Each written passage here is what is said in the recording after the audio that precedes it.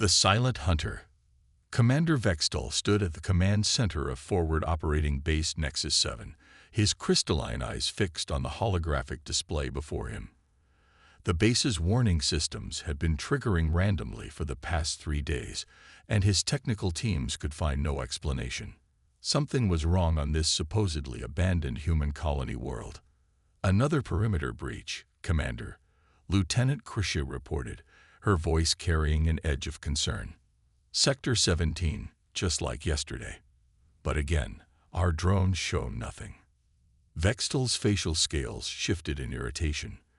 The hegemony had claimed this world after the humans supposedly abandoned it during the Great Exodus. It was meant to be empty, save for the automated defense systems they'd set up to protect their mining operations. But these disturbances, they felt purposeful. "Show me the sensor logs," he ordered, his clawed hand moving through the holographic interface. The data streams painted a peculiar picture: microsecond power fluctuations, slight variations in the atmospheric processors, and ghost readings on the motion sensors. To most, it would look like system degradation, but Vextal had fought in too many campaigns to believe in coincidences. "Sir," Krisha interrupted his thoughts, "engineering reports that the quantum communication array is experiencing intermittent failures. They can't determine the cause." Vextal's throat sac pulsed with anxiety. The pieces were starting to form a pattern he didn't like. "Lock down all non-essential systems. Full security protocols. Now." "Sir." Krisha's head tilted in confusion. "For system glitches." "These aren't glitches, Lieutenant. We're being hunted." As if in response to his words, the base's lights flickered, and for a moment, the command center was plunged into darkness. When the emergency systems kicked in, bathing everything in a red glow, Vextal knew he was right. "Security teams to all critical infrastructure points." He barked into the comm system. "Full combat loadout. Whatever's out there, it's already inside our perimeter." The base erupted into controlled chaos as soldiers rushed to their positions. Vextal watched the security feeds, trying to piece together what they were facing. The automated defenses were reporting all clear, but something had bypassed them entirely. "Commander," a junior officer called out, "we've lost contact with the reactor control team." Before Vextal could respond, the main screen lit up with footage from the reactor level. The security feed showed a shadowy figure moving with impossible speed through the maintenance corridors. The image was blurry, but there was no mistaking the bipedal form. "By the first sun," Krisha whispered. "Is that a human?" Vextal felt his blood run cold. He'd fought humans before, in the early days of the expansion. They were supposed to be gone from this sector, driven back to their core worlds. But he recognized the way this one moved, the efficiency, the purpose, the deadly grace that marked their special operations units. "One human," someone scoffed, "against a full battalion." "Silence," Vextal roared. "You don't understand what we're dealing with. Humans don't think like us. They don't fight like us. One is all they need." The base's reactor suddenly powered down, switching to emergency protocols. In the distance, they heard the faint sound of explosions, carefully placed charges taking out key systems one by one. "How?" Krisha demanded. "Our security is state-of-the-art. The humans aren't supposed to have this level of technology." Vextal watched as more systems began to fail across the base. "They don't need it. They adapt. They improvise. They use our own technology against us." He turned to his command staff, seeing the fear beginning to spread across their faces. "This isn't a malfunction. This isn't a simple infiltration. This is a hunt, and we're the prey." As if to emphasize his point, the command center's blast doors suddenly sealed shut, trapping them inside. The emergency communication system crackled to life, and a human voice, calm, collected, and chillingly professional, spoke. "Consider this a lesson in humility. You took something that wasn't yours. I'm here to take it back." The lights went out again, and in the darkness, Vextal realized their greatest mistake. They had assumed that humanity's absence meant weakness. Instead, they had just learned the hard way that sometimes one human was more than enough. And somewhere in the shadows of the base, that human was just getting started. Ghost in the machine. The darkness inside Forward Operating Base Nexus 7 felt alive. Emergency lights cast crimson shadows through corridors where hegemony soldiers moved in tight formations, their weapons trained on every corner. But they were fighting an enemy they couldn't see, one that was systematically dismantling their defenses from within. Team 3, report status. Vextol commanded through the encrypted channel. Static answered him. Another squad gone dark. Lieutenant Crisho worked furiously at her terminal, trying to restore their compromised systems. Commander, the human isn't just disabling our defenses. They're reprogramming them. Our own security protocols are being turned against us. A series of explosions rocked the lower levels, perfectly timed to trigger a cascade of system failures. The base's automated defense turrets suddenly swiveled toward their own positions. The soldiers barely had time to take cover before their own weapons began firing at them. Impossible, one of the technicians muttered. The security lockouts should prevent this. The encryption. You still don't understand. Vextol cut him off. Human adaptive capability isn't about technology. It's about thinking differently. He watched as another section of the base went dark on their displays. They see patterns we don't. They make connections we wouldn't consider. The human's voice crackled through their comms again. Your encryption is based on crystalline quantum matrices. Elegant, but predictable. Like most of your species' thinking. Krish's scales paled. They've compromised our command frequency. But how? The algorithms. An explosion below them cut off her words. The command center shook, and warning lights flashed across their remaining displays. The human had struck again, this time targeting their atmospheric processors. All teams, fall back to defensive positions. Vextol ordered. Protect the central core at all costs. But even as he gave the command, he knew they were playing into the human's hands. Through the security feeds that still functioned, they watched in horror as their carefully laid defenses were systematically neutralized. The human moved like a ghost through their base, using their own systems as weapons. Environmental controls were hijacked to create zones of freezing cold or unbearable heat. Gravity plates were reprogrammed to trap soldiers in corridors. Even their own combat drones turned against them.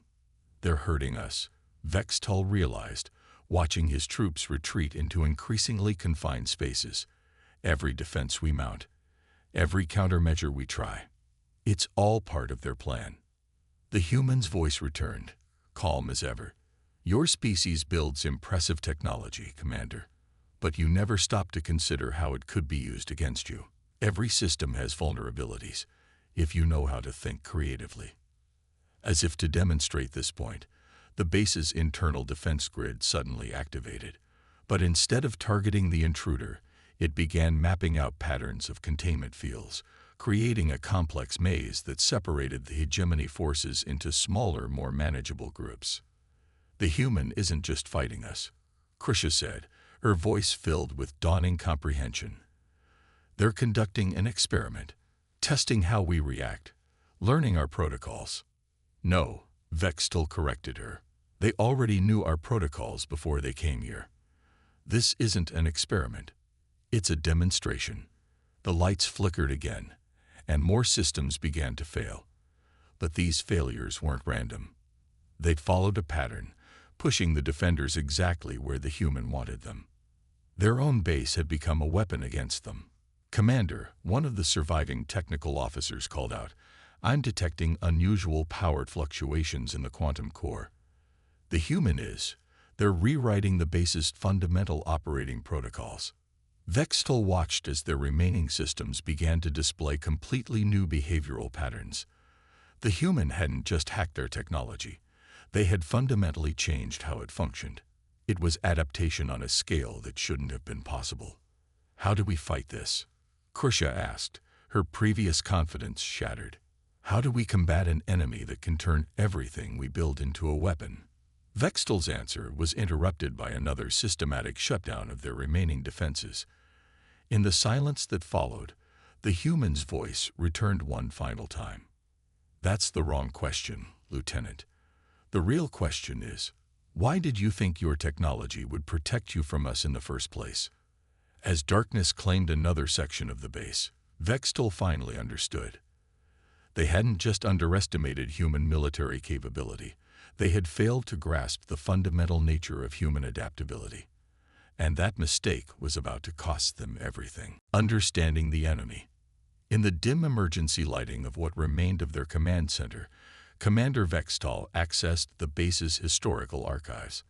As his forces retreated and regrouped, he searched desperately for information that might help them survive this encounter. "Sir, what are you looking for?" Krisha asked, maintaining watch while their remaining technicians tried to restore basic systems. "Understanding," Vextel replied, his claws flying across the interface. "There must be records, battle reports from the early conflicts with humans." The screens flickered to life, displaying classified military documents from the first encounters between the hegemony and humanity. What he found made his blood run cold. "Listen to this," he said, reading from a decades-old report. "Human combat doctrine emphasizes asymmetric warfare. They excel at turning an enemy's strength into a weakness. A single human operative can be more dangerous than an entire conventional force." Another explosion rocked the base, closer this time. Through the remaining security feeds, they watched as their own automated systems continued to turn against them, creating an ever-shrinking pocket of safe space. "Here's another report," Krisha said, pulling up a different file. "During the Battle of Proxima, a lone human saboteur disabled an entire hegemony fleet by introducing a cascading logic error into their navigation systems. They didn't even fire a shot." The human's voice interrupted their research, echoing through the compromised comm systems. "Your archives are incomplete. You documented our tactics but never understood our nature." Vextel's scales bristled. The human had been listening, watching them study their own failures. "Then enlighten us," he challenged. "Why are you here? What do you want?" "To teach a lesson," the human replied. "Your kind think in straight lines. Attack, defend, conquer, hold. But humans—" There was a pause, filled with the sound of more systems failing. "We think in circles, in patterns, in possibilities."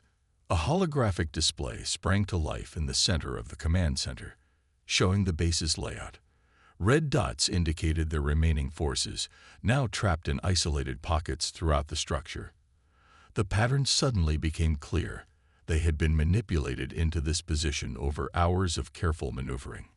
"Look at this," Krisha whispered, pulling up more historical data. "Humans don't just adapt to use enemy technology. They fundamentally reimagine its purpose. There are records of them turning mining equipment into weapons, communication arrays into defensive shields. Because they don't see things as they are," Vextel finished, understanding dawning. "They see things as they could be." The base shuddered again, but this time it wasn't from an explosion. The artificial gravity began to fluctuate in precise patterns, creating waves of force that pushed the remaining troops into even tighter clusters. "The human isn't just attacking us," one of the technicians realized. "They're conducting an orchestra. Every system, every failure, every reaction. It's all part of a larger composition." Through the cameras, they caught glimpses of their attacker now. Brief flashes of movement, always purposeful, never rushed. The human moved through their base like water flowing around rocks, turning every obstacle into an advantage. "Commander," Krisha said, her voice tight with tension, "I think I understand now. The human didn't come here to destroy us. They came here to prove a point." Vextel nodded slowly. "That we're predictable. That our technology, our tactics, our entire way of thinking, it's all based on assumptions they don't share." The human's voice returned, softer this time. "Now you're beginning to understand. Your species built this base to protect against armies. But humans, we don't need armies. We just need imagination. As if to demonstrate this point, the base's environmental systems suddenly began working in concert, creating precise patterns of pressure and temperature that herded the remaining forces exactly where the human wanted them. It's beautiful in a terrifying way, Krisha admitted, watching their own technology dance to the humans' commands. We built all of this to impose order on chaos, but they see the chaos itself as a tool. Vextal studied the patterns of destruction and control playing out across his base. Every system failure, every rerouted power conduit, every compromised defense, they weren't random acts of sabotage. They were brushstrokes in a larger picture, one that was only now becoming clear. That's why we can't stop them, he realized. We're not just fighting against their actions. We're fighting against their entire way of thinking. And we never even knew the rules of their game. The lights flickered again, and in the darkness, they heard the humans' quiet laughter. There are no rules, Commander. That's what your kind never understood about us. And that's why one human will always be more dangerous than an army that can only think in straight lines. The remaining displays showed their situation growing increasingly dire. But Vextal no longer saw it as just a tactical problem. He was beginning to understand that this was something far more profound, a lesson written in failing systems and redirected power, taught by a single human who had turned their entire base into both classroom and object lesson. The tables turn. Commander Vextal had made a decision. If they couldn't match the humans' adaptability, they would overwhelm it with brute force. He had gathered their remaining troops into a coordinated assault team, hoping that sheer numbers might accomplish what technology had failed to do. All units in position, Krisha reported, her voice tight with tension. They had sealed off an entire section of the base, creating a killed zone filled with their most heavily armed soldiers. The human will have to pass through here to reach the core. And when they do, Vextal said, we'll be ready. But even as he spoke the words, doubt gnawed at him. They had learned enough about their opponent to know that nothing was ever as simple as it seemed. The trap was elaborate.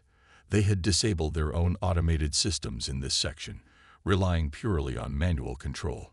Multiple redundant power supplies ensured they couldn't be plunged into darkness. Every approach was covered by overlapping fields of fire.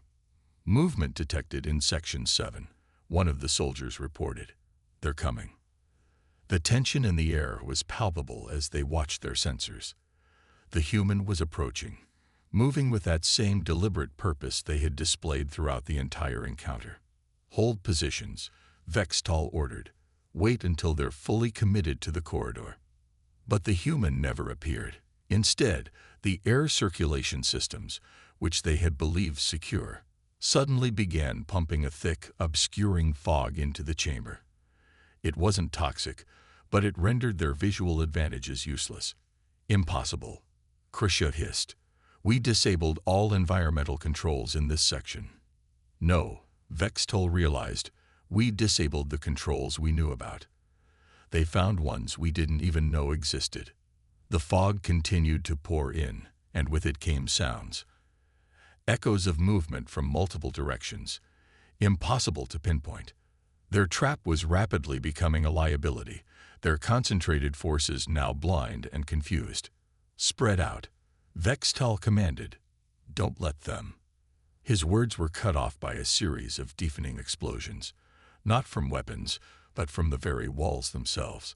The human had somehow reprogrammed the base's structural integrity fields, turning them into concussive weapons. The carefully positioned soldiers were thrown into chaos. Their overlapping fields of fire became dangerous to their own forces. In the confusion, the human struck, not with weapons, but with precision applications of the base's own systems.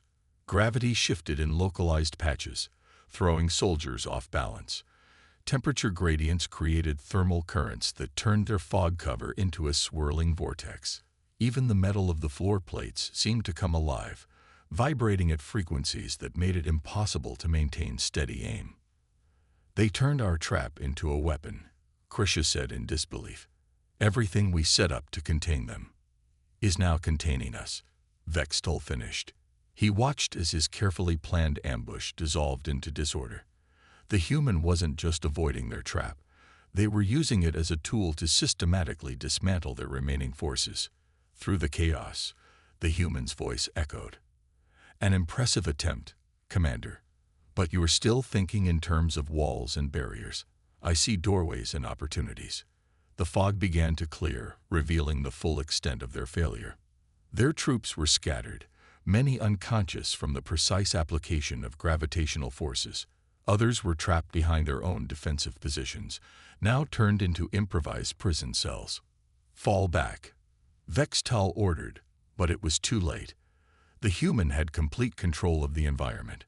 Every escape route was cut off, not by force, but by clever manipulation of the base's own systems. You know what your real mistake was? The human asked, their voice coming from everywhere and nowhere. You assumed that by disabling your automated systems, you were removing my advantages. But you just gave me more raw materials to work with. Krisha, watching their forces crumble, finally understood. They didn't need our technology to be active. They just needed it to be present. Everything we built, every system we installed, was just another tool in their arsenal, Vextol concluded. He watched as the last of his troops were systematically contained, not by violence, but by an intricate dance of repurposed technology and environmental control. The fog finally cleared completely, revealing a single figure standing at the far end of the chamber. The human was dressed in simple combat gear, carrying minimal equipment. They hadn't needed weapons. The entire base had become their weapon.